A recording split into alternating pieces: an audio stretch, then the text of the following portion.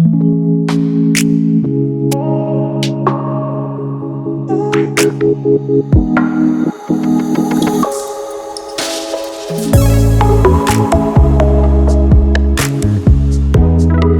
everybody, I'm walking through one of my favorite places. It's a park near my home. I don't know if you could hear that. Got a woodpecker over there somewhere. Sounds like a big one. Wanted to pop on here and just leave a quick note. I've been rethinking my podcast, putting it back up.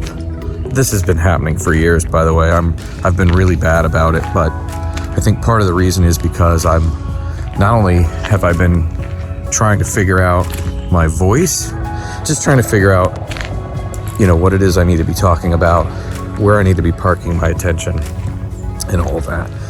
But then the other element is trying to figure out how I want it to exist in the world, how I want to put it out. Just this last week, I put out a podcast and I did it on YouTube.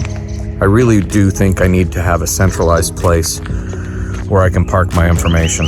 YouTube feels very right to me in a lot of ways because I'm not just an audio guy. I am, in fact, predominantly and primarily a visual guy. I've been working in television and film pretty much my whole career. So anyway, I put up this it was like an hour-long podcast. It was just an audio recording.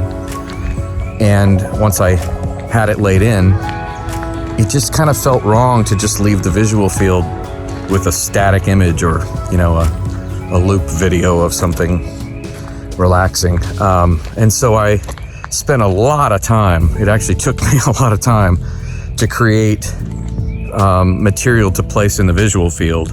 And so I don't know exactly what I put there and how much work I put into that. I don't know if I've found it yet. I'm not sure I've landed on the sweet spot.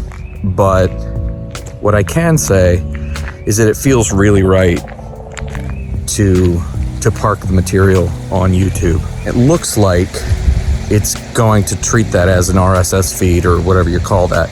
So in theory, I might be able to then share that stream, that link, that feed to other podcast players like on Spotify or through Apple Podcasts or whatever. So I'm looking into that. I love the idea of creating one piece of media that the audio gets shipped off automatically to the different podcast distribution platforms.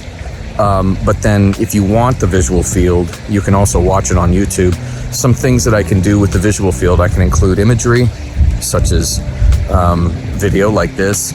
So I could cut away from just an audio recording and show me yapping on camera like this. I can show maybe photographs or artwork like I did in my last episode that relate in some way to the material, or on-screen text. And I don't mean like a direct transcript of what's being spoken.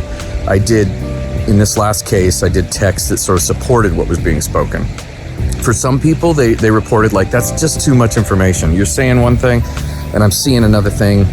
And then when the other thing I'm seeing is words, like it's like, totally get that. I also talked to other people who said, interestingly, I related to this, like they said for their ADHD brain, that was actually not a problem at all. They could totally listen and take in that extra information. Some of it, I did this. Some of it was scrolling.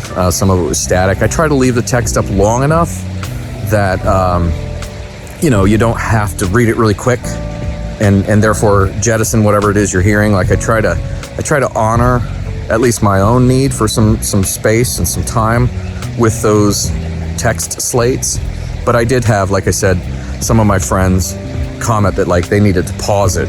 If they wanted to have all of it, they needed to pause it and take that in, which led me to this other idea that I'm going to start doing. So I'm going to start posting all of my podcasts through my website via the blog. So it would be like a blog post. So you can either watch it right there on the website, or you can jump over to YouTube and watch it on YouTube. And below the video, I'm going to do full transcripts, 2 full transcripts. One will be any text that's in the visual field. So any slates, any text that's on screen in the video. I'm going to have that as a transcript below the video on my website in the blog that houses each particular episode. And I'll do this so that those of you who just want to listen but do want to know what that on-screen text said, you can just listen when you take in the podcast, and then at a time when you're in a better place to sit down and read through that other text, you can just go to the website, look under the video, and it will be there. The second transcript will be the actual transcript of the spoken audio. That takes a little bit of work on my part, extra work. There are software solutions that do help me transcribe it, but then they often make a lot of mistakes in terms of what I've said. They write the wrong word or they get something wrong. So I do have to go in there and do a little cleanup. This is not going to be editorially perfect. I'm not writing a book that's going to publishing with some major publisher. So it's going to have mistakes and things, but it's sort of like better than nothing. I think it's a lot better than nothing. I think it's a lot of something. Let's just see what I'm seeing right now. Look at that. Isn't that pretty? I don't know why I've been making you, well, now I'm backlit. The other thing that's kind of cool, I think, about the YouTube option is that you can also turn on closed captioning. And so while you're watching the video, if you want to see the text of what I'm saying, that would be available. Whereas I don't know how audio-only platforms handle that for people who are hard of hearing or for whatever reason just want to be able to read the text that's being spoken. YouTube will allow me to have closed captioning as well. So there's all this versatility, and I really like that. That's kind of what I'm thinking. If you have ideas for things you'd like to hear me talk about, I don't in any way, shape, or form think that I am an expert at much of anything. Maybe I'm an expert at being me. Some days I wonder. But what I do like to do, and what I think some of my friends appreciate, is that I'm willing to just sort of like think out loud. People have expressed to me that they find that helpful, meaningful, for whatever reason. That's where I'm headed. I would love to hear your thoughts and input. Please leave that in the comments. If you like generally what you're seeing here, even though there's not a lot of it going on yet, I'm hoping that will change, that there will be more of it. And I would love it if you would subscribe, occasionally like videos, comment on videos, share videos, hit that bell button when you subscribe. There's that little bell next to the subscribe button. Since I am sort of a little unpredictable in terms of my outputs at this point, it'll give you a little alert when you go check YouTube. You'll see a little red alert that'll let you know, hey, Luke posted another video. So you don't have to just keep checking back. It'll shoot you a notification. So that's what the bell is for. And that's where I'm at right now. So I'd love to hear your thoughts. And to those of you who have already been following along and already been giving me your thoughts, I'm deeply grateful.